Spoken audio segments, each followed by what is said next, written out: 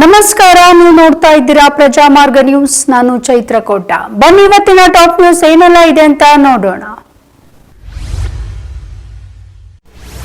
ಬಾರ್ಕೂರು ಸಂಸ್ಥಾನ ಮಠದ ಸಂತೋಷ್ ಗುರೂಜಿ ಅವರು ಸಿದ್ದರಾಮಯ್ಯ ರಾಜಕೀಯ ಭವಿಷ್ಯದ ಕುರಿತಂತೆ ಭವಿಷ್ಯವನ್ನ ನುಡಿದಿದ್ದಾರೆ.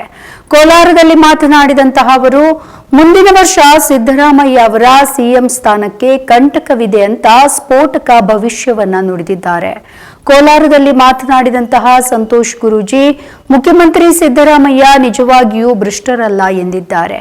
ಹಿಂದಿನ ಸಿಎಂಗಳು ಸಾವಿರಾರು ಕೋಟಿ ರೂಪಾಯಿ ಆಸ್ತಿಯನ್ನ ಮಾಡಿಕೊಂಡಿದ್ದಾರೆ.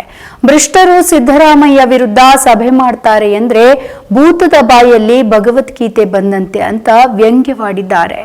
2025 ಜುಲೈ ಅಥವಾ ಆಗಸ್ಟ್ ತಿಂಗಳಲ್ಲಿ ಸಿದ್ದರಾಮಯ್ಯ ಮುಖ್ಯಮಂತ್ರಿ ಸ್ಥಾನದಿಂದ ಕೆಳಕ್ಕೆ ಇಳಿಯಬಹುದು ಅಂತ ಸಂತೋಷ್ ಗುರೂಜಿ ಸ್ಫೋಟಕ ಭವಿಷ್ಯವನ್ನ ನುಡಿದಿದ್ದಾರೆ. ಮುಡಾ ಹಗರಣದಲ್ಲಿ ಸಿಎಂ ವಿರುದ್ಧ ಆರೋಪ ಹಾಗೆ ಎಚ್ಡಿ ಕುಮಾರಸ್ವಾಮಿ ಅವರ ಮಾತಿನ ಯುದ್ಧ ಮುಂದುವರೆದಿದ್ದು, ಕೇಂದ್ರ ಸಚಿವ ಎಚ್ಡಿ ಕುಮಾರಸ್ವಾಮಿ ಮಂಡ್ಯದಲ್ಲಿ ದಿಶಾ ಸಭೆಯಲ್ಲಿ ಭಾಗವಹಿಸಿದ ಬಳಿಕ ಅವರು ಮಾಧ್ಯಮ ಪ್ರತಿನಿಧಿಗಳಿಗೆ ಪ್ರತಿಕ್ರಿಯೆ ನೀಡಿದ್ದಾರೆ. ಕಾಂಗ್ರೆಸ್ ಪಕ್ಷಕ್ಕೆ ಕುಮಾರಸ್ವಾಮಿ ಭಜನೆ ಮಾಡದಿದ್ರೆ ಏನೂ ನಡೆಯಲ್ಲ ಎಂದು ವ್ಯಂಗ್ಯವಾಡಿದ್ದಾರೆ. ಅಲ್ಲದೆ ಕಾಂಗ್ರೆಸ್ಗೆ ಅಥವಾ ಸಿಎಂಗೆ 100 ಜನ್ಮ ಎತ್ತಿ ಬಂದರೂ ಕೂಡ ಏನೂ ಮಾಡಲು ಸಾಧ್ಯ ಇಲ್ಲ. ನಾನು ಜೈಲಿಗೆ ಹೋಗುವಂಥದ್ದು ಏನು ಮಾಡಿಲ್ಲ. 100 ಜನ್ಮ ಎತ್ತಿ ಬಂದರೂ ಕೂಡ ಯಾರೂ ನನ್ನನ್ನ ಏನು ಮಾಡಲು ಆಗುವುದಿಲ್ಲ ಎಂದಿದ್ದಾರೆ.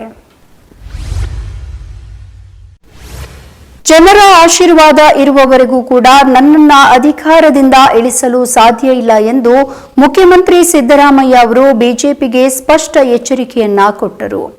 ಗೌಜಲಗಿಯಲ್ಲಿ ಆಯೋಜಿಸಿದ್ದಂತಹ ಅದ್ದೂರಿ ಕಾರ್ಯಕ್ರಮದಲ್ಲಿ ಸಂಗೊಳ್ಳಿ ರಾಯಣ್ಣ ಮತ್ತು ರಾಯಣ್ಣ ಕೋಟೆಯನ್ನ ಉದ್ಘಾಟಿಸಿ ಮಾತನಾಡಿದ್ರು.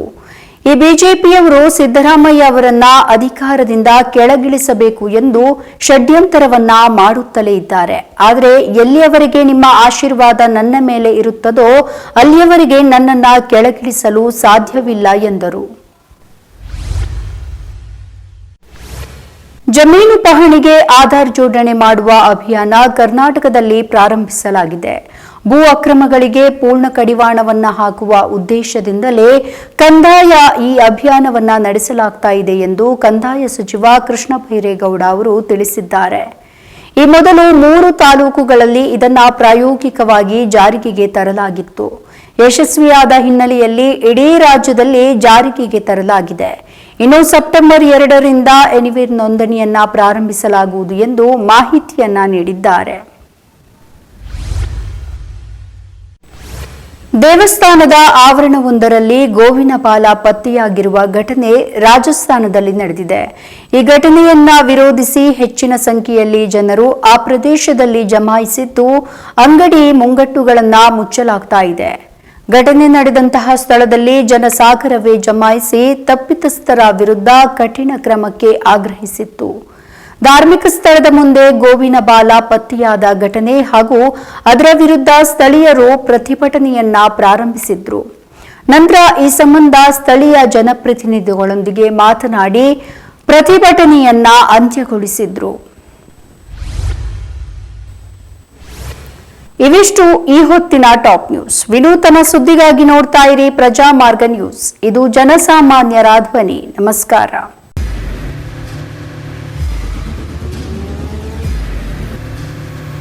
ಪ್ರಜಾಮಾರ್ಗ ನ್ಯೂಸ್, ಇದು ಜನಸಾಮಾನ್ಯರ ಧ್ವನಿ.